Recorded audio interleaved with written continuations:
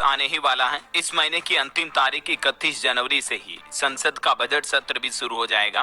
देश के वित्त मंत्री निर्मला सीतारमण 1 फरवरी को अपना लगातार 8वां बजट पेश करेगी और ये संसद का बजट सत्र 31 जनवरी से शुरू होगा, जो कि 4 अप्रैल 2025 तक चलेगा। संसद के बजट सत्र के पहले दिन संसद के दोनों सदनों को यानी लोकसभा राज्यसभा को संबोधित करेगी देश की राष्ट्रपति द्रौपदी मुर्मू। और इस पूरे बजट सत्र में दोस्तों कुल 27 बैठकें होगी। तो चलिए देखते हैं इस बार के बजट में सरकार क्या क्या संभावित घोषणाएं कर सकती है और सरकार से क्या क्या मांग की जा रही है कि बजट में ये प्रावधान रखे जाए। वैसे इस बार के बजट में सरकार की 9 प्रमुख प्राथमिकताएं हैं: कृषि, रोजगार, social justice, manufacturing and services, energy, urban development, infrastructure, innovation, research and development और नेक्स्ट जनरेशन रिफॉर्म। इन 9 प्राथमिकताओं पर सरकार अपना बजट फोकस रखने जा रही है। और हाँ दोस्तों, इस बार का बजट भले ही शनिवार को 1 फरवरी 2025 के दिन जारी होगा, लेकिन उसके बावजूद भारत के स्टॉक मार्केट में एक स्पेशल ट्रेडिंग सेशन भी होगा। मतलब जनरली शनिवार रविवार इंडियन स्टॉक मार्केट में छुट्टी रहती है, राइट। लेकिन इस बार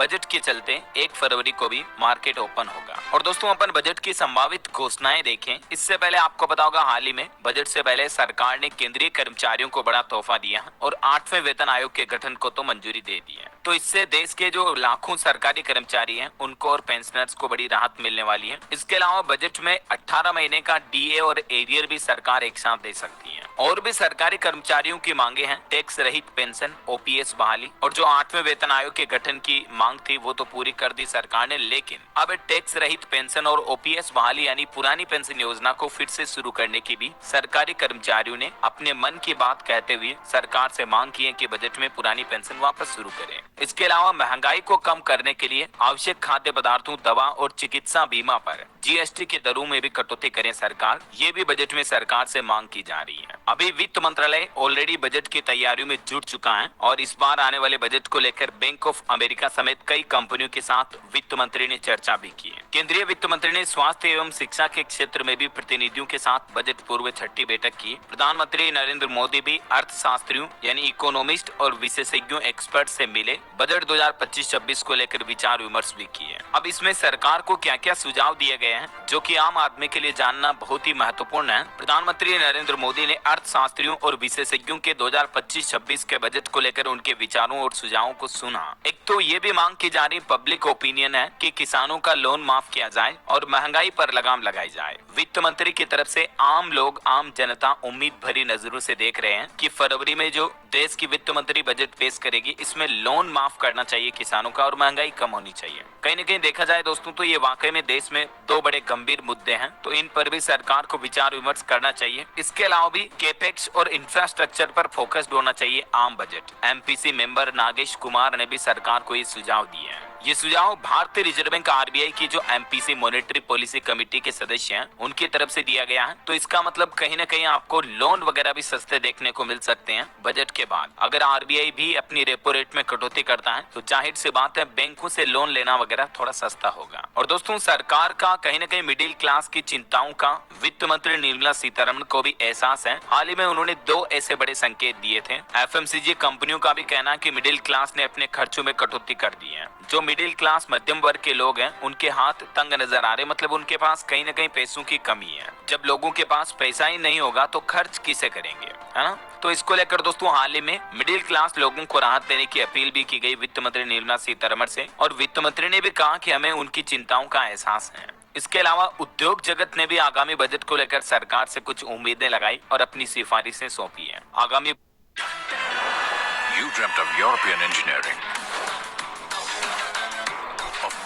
सरकार से कुछ उम्मीदें लगाई और अपनी सिफारिशें सौंपी हैं। आगामी बजट को लेकर उद्योग जगत के एक्सपर्ट्स ने वित्त मंत्री को विस्तृत सिफारिशें सौंपी हैं, जिसमें एक तो फिक्की ने पिछले बकाया शुल्क को चुकाने के लिए एक मुफ्त निपटान योजना के रूप में सीमा शुल्क के तहत माफी योजना लाने की भी मांग की है और कहा कि इससे उद्योग को मुकदमेबाजी के बोझ को कम करने में मदद मिलेगी। महिलाओं के लिए भी फिक्की ने एक मांग की है कि महिला सशक्तिकरण और उनके बच्चों की देखभाल के लिए भी सरकार कुछ नई स्कीमें लाए, योजनाएं लाए, ऐसा। और दोस्तों, दोस्तों एडटेक इंडस्ट्री की भी डिजिटल इंफ्रास्ट्रक्चर पर आवंटन बढ़ाने की मांग है बजट से। इसके अलावा शिक्षा सेवाओं पर जीएसटी कम करने की भी मांग की गई। साला.com के फाउंडर की तरफ से सरकार को यह भी सुझाव दिया गया। और वहीं दोस्तों टूरिज्म इंडस्ट्री को भी सरकार से इस बजट से काफी उम्मीदें हैं। इस क्षेत्र से जुड़े एक्सपर्ट का भी ये कहना है कि सरकार की ओर से इस सेक्टर को टैक्स में राहत मिलनी चाहिए ताकि मतलब वित्तीय दबाव को कम करने में मदद मिल सके, है ना। हेल्थ सेक्टर, बीमा, इंश्योरेंस, प्रीमियम वगैरह को लेकर भी बजट में कुछ खास देखने को मिल सकता है आपको, क्योंकि कई सारे हेल्थ सर्विस प्रोवाइडर्स और मेड टेक बिजनेस इस सेक्टर में बदलाव की मांगे कर रहे हैं। एक तो चिकित्सा उपकरणों पर समान जीएसटी लगाई जाए जिससे कि लोगों का इलाज वगैरह कराना सस्ता पड़े। हेल्थ सेक्टर की तरफ से सरकार से ये भी डिमांड की जा रही है। और चिकित्सा उपकरणों के आयात को भी सस्ता करने के लिए आयात शुल्क को कम किया जाए, तो इसका भी सीधा असर लोगों के इलाज पर पड़ेगा, क्योंकि हॉस्पिटल में आने वाले उपकरण डिवाइसेस सस्ते होंगे तो हॉस्पिटल का खर्चा भी लोगों का महंगा नहीं पड़ेगा, है ना। और किसान भाई लोगों के लिए देखिए, कृषि और ग्रामीण क्षेत्र के लिए भी मोदी सरकार इस बजट में कई बड़े फैसले लेगी, क्योंकि केंद्र की नरेंद्र मोदी सरकार के तीसरे कार्यकाल में मोदी सरकार के पास कृषि और ग्रामीण मंत्रालयों में एक नए मंत्री के रूप में अनुभवी मंत्री हैं शिवराज सिंह चौहान। तो जाहिर सी बात है उनका भी इस बार के बजट में काफी योगदान होगा। तो किसान भाई लोगों के लिए शिवराज सिंह चौहान जरूर बजट में कुछ अच्छे तोहफे दे सकते हैं। अभी तक मिली सूत्रों की जानकारी के मुताबिक दोस्तों बजट में एक तो किसान क्रेडिट कार्ड केसीसी के तहत ऋण की सीमा को जो कि मौजूदा 3 लाख है उसे बढ़ाकर 5 लाख रुपए प्रति किसान किया जा सकता है। इसके अलावा कृषि अनुसंधान और विकास के लिए भी सरकार कुछ नई फंडिंग जारी कर सकती है, तो इसका भी एटलीस्ट डायरेक्टली इनडायरेक्टली किसानों को ही फायदा होगा। कृषि के क्षेत्र में नए नए अनुसंधान डेवलपमेंट विकास देखने को मिलेंगे, है ना। और वहीं दोस्तों ग्रामीण इलाकों में,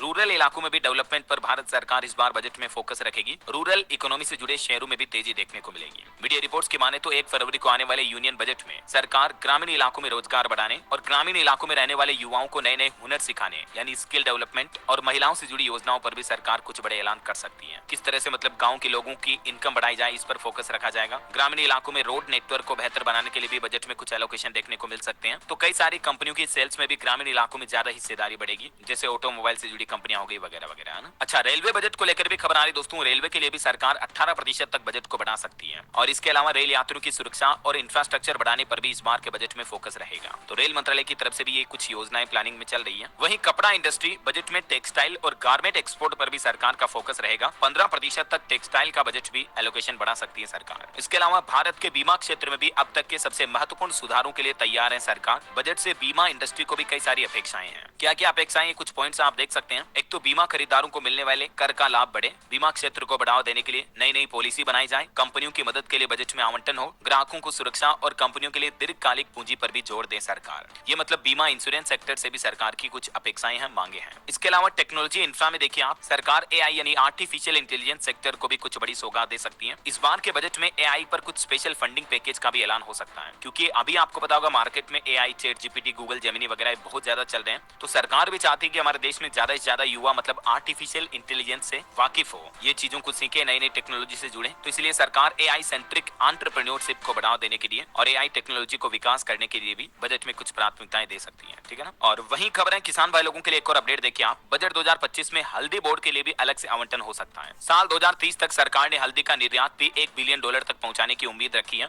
और अभी हाल ही में तो आपको पता होगा केंद्र सरकार की तरफ से हल्दी बोर्ड के गठन को भी मंजूरी दे दी है। तो इस बार बजट में अलग से आवंटन भी किया जा सकता है। वहीं इनकम टैक्स को लेकर भी आम आदमी को कुछ राहत मिल सकती है। बजट में कर मुक्त आय का दायरा बढ़ाकर 10 लाख रुपए तक किया जा सकता है। मध्यम वर्ग यानी मिडिल क्लास लोगों को सरकार से बजट में उम्मीदें हैं। दोस्तों देश आजाद होने से लेकर अभी पिछले साल 2024 तक बजट में आयकर यानी इनकम टैक्स का सफर कुछ यूं रहा। 1947 में सिर्फ 1500 रुपए तक की आमदनी टैक्स फ्री थी। उसके बाद बढ़ते बढ़ते अभी 2024 में आपको पता होगा सरकार ने पिछले साल के बजट में 5 लाख रुपए तक की इनकम को टैक्स फ्री कर दिया था। तो अभी उम्मीद है कि सरकार 10 लाख रुपए या 8 लाख रुपए तक इनकम टैक्स फ्री कर सकती है। और वहीं करोड़ों किसानों के लिए दो और बड़ी खबर ये निकल कर आ रही है बजट को लेकर कृषि मंत्री की तरफ से भी। वित्त मंत्री निर्मला सीतारमण से कृषि मंत्री शिवराज सिंह चौहान ने कुछ मांगे रखी हैं, बातचीत की बजट को लेकर। किसानों से जुड़े कई अहम मुद्दों पर बातचीत हुई, जिसमें एक तो जो किसान भाई लोग आंदोलन कर रहे हैं सबसे प्रमुख मुद्दा है एमएसपी। एमएसपी के मुद्दे पर किसानों की नाराजगी को भी कृषि मंत्री ने वित्त मंत्री के सामने बातचीत में रखा। तो एक तो किसानों को यह तोहफा मिल सकता है कि सरकार एमएसपी की गारंटी वाला ऐसा कुछ कानून ला सकती है।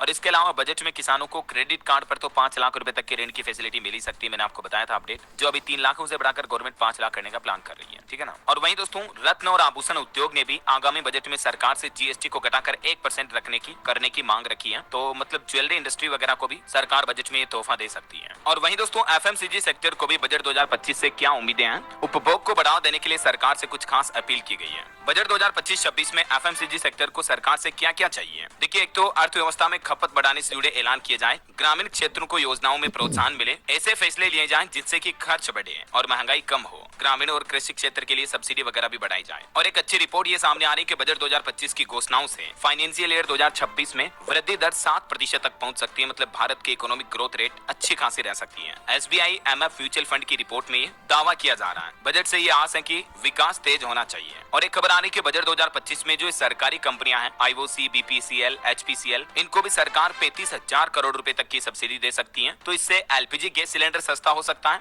और वहीं दोस्तों पेट्रोल डीजल वगैरह पर भी कुछ राहत इस नए साल 2025 में हमें देखने को मिल सकती है। क्योंकि अगर सरकार इन पेट्रोलियम कंपनियों को इतनी सब्सिडी देती है तो जाहिर सी बात है ये कंपनियां आम उपभोक्ताओं को भी राहत देगी, है ना। कृषि बजट को लेकर एक रिपोर्ट आ रही है कि पिछले 10 साल में केंद्र सरकार ने कृषि के क्षेत्र में खर्च को 6 गुना तक बढ़ाया है। और इस बजट के आवंटन में PM किसान सम्मान निधि स्कीम जो है इसकी बड़ी हिस्सेदारी रही है। तो इस बार के बजट में भी सरकार एक तो किसान सम्मान निधि योजना की राशि को भी बढ़ा सकती है, जिसके तहत अभी किसानों को सालाना 6-6 हजार रुपए ट्रांसफर किए जाते हैं। तो इसको बढ़ाकर 8,000 रुपए या 12,000 रुपए तक किया जा सकता है। और रेलवे से एक और अपडेट आ रहा है। वंदे भारत स्लीपर ट्रेनों पर रेल मंत्रालय ने बड़ा अपडेट दिया और कहा कि बजट का 76% रेलवे ने 9 महीने में ही खर्च कर दिया, मतलब पिछले बजट का। और एक खबर है कि सावरेन गोल्ड बॉन्ड स्कीम को भी सरकार इस बजट में बंद कर सकती है, क्योंकि बजट में SGB स्कीम के लिए नए एलोकेशन की संभावना कम ही दिख रही है, क्योंकि इस स्कीम से सरकार को कहीं ना कहीं घाटा हो रहा है। तो आगामी 1 फरवरी को पेश होने वाले बजट में ये योजना बंद करने का भी ऐलान कर सकती है सरकार। ये मार्केट एक्सपर्ट का मानना है मतलब। और बजट 2025-26 के लिए CII ने सरकार को एक और सुझाव दिया। कहा कि नौकरियों के ज्यादा से ज्यादा अवसर पैदा करने पर फोकस रखा जाए, क्योंकि दोस्तों अभी हमारे देश में कहीं ना कहीं देखा जाए तो बेरोजगारी एक बहुत बड़ी समस्या है। लोगों के पास अच्छे रोजगार नहीं है, जिनके पास है उनको भी अच्छी तनख्वाह नहीं मिल पाती है ना। तो रोजगार बढ़ावा देने की उपायों को लेकर भी सरकार कुछ बड़ी घोषणाएं कर सकती है। वहीं बजट में पूंजीगत खर्च को भी 10 से 12% तक बढ़ा सकती है सरकार। जेफरीज की रिपोर्ट में यह दावा किया गया है। बजट 2025 में ATC की लिमिट को भी डबल कर सकती है। इससे भी टैक्स वगैरह में छूट का फायदा बढ़ेगा और महिलाओं के लिए भी कुछ गुड न्यूज बजट में सरकार ला सकती है। और बजट 2025 में सरकार का यह भी प्लान रहेगा 2029 तक भारत के डाक विभाग को भी मुनाफे में लाने का प्लान रहेगा। तो इंडिया पोस्ट डिपार्टमेंट के लिए भी केंद्रीय मंत्री ज्योतिरादित्य सिंधिया और वित्त मंत्री ने बातचीत की और प्लान बनाया कि इंडिया पोस्ट के मुनाफे को कैसे बढ़ाया जाए। बैंक लोन को लेकर एक और अच्छी रिपोर्ट आ रही है। राज्यों की वित्त मंत्री से 50 साल के इंटरेस्ट फ्री लोन के लिए एलोकेशन बढ़ाने की भी मांग की गई है। और महाराष्ट्र में लड़की बहना योजना के लिए भी वित्त मंत्री से बजट में फंड मांगा है। वहीं कृषि के क्षेत्र में भी दोस्तों ड्रोन का इस्तेमाल ज्यादा बढ़ावा देने पर सरकार विचार करेगी। महिलाओं को भी रोजगार के ज्यादा अवसर मिलेंगे। बजट में 2026-27 तक सरकार ये भी प्लान बना सकती है। और एक सुझाव दिया गया सरकार को कि GDP में रियल एस्टेट का भी 53% तक योगदान है। तो होम लोन के मूलधन और ब्याज पर कटौती की सीमा को बढ़ाया जाए, जिससे कि लोगों को सस्ते मकान मिल सके और सस्ते मकानों को बेचने पर भी जोर दिया जाए। Real estate developers association of India CREDAI की तरफ से बजट में सरकार से ये मांग की गई है। इसके अलावा महिलाओं के लिए कैश बेनिफिट की योजना भी ला सकती है सरकार, जिससे कि महिलाओं को ऐसी कोई नई सरकारी योजना लाई जाए जिससे कि महिलाओं के बैंक खातों में डायरेक्टली पैसे ट्रांसफर किए जाए। वहीं दोस्तों जनगणना यानी सेंसस पॉपुलेशन काउंटिंग के लिए भी सरकार ने कमर कस ली है। बजट में जनगणना से जुड़ी भी कुछ बड़ी घोषणाएं हो सकती है। 6 साल बाद अब जनगणना की राशि को दुगना करने की जरूरत है। और दोस्तों इस बार के बजट में भारतीय रुपये की गिरावट को रोकने का इंतजाम भी कर सकती है सरकार। हाल ही में भारतीय रिजर्व बैंक RBI ने भी ये प्लान बनाया था, क्योंकि अभी डॉलर के मुकाबले रुपये की वैल्यू काफी ज्यादा गिर चुकी है। तो इस पर भी सरकार का फोकस रहेगा। और एक खबर है कि PM इंटर्नशिप स्कीम में भी छोटे शहरों के युवाओं को ज्यादा मौका मिले। इस स्कीम के इंसेंटिव को लेकर भी सरकार बजट में कुछ बड़े कदम उठा सकती है। मतलब PM इंटर्नशिप स्कीम में कुछ बड़े बदलाव किए जाएंगे। वित्त मंत्री बजट में ये घोषणा भी कर सकती है। बाकी कुछ राज्यों के बजट के अपडेट देखिए आप। बिहार बजट 2025-26 को लेकर भी कृषि उद्योग और IT को ज्यादा प्राथमिकता देने की मांग की गई। डिप्टी CM ने बैठक में इसको लेकर चर्चा की। मध्य प्रदेश सरकार ने भी कहा कि बजट में सरकार युवाओं के रोजगार की रिपोर्ट सौंपेगी। धार्मिक स्थल, गोवंश, ई-परिवहन, झुग्गी मुक्त शहर और हेल्थ सेक्टर पर भी फोकस बढ़ाया जाएगा। तो ये दोस्तों बजट 2025-26 को लेकर कुछ प्रमुख संभावित घोषणाएं रही। अलग अलग सेक्टर से जुड़ी मांगे और सरकार के प्लान उम्मीद आपको जरूर पता चले होंगे। बाकी ऑफिशियल अपडेट तो 1 फरवरी 2025 को जब बजट आएगा तो क्या कुछ फैसले लिए जाते हैं गवर्नमेंट द्वारा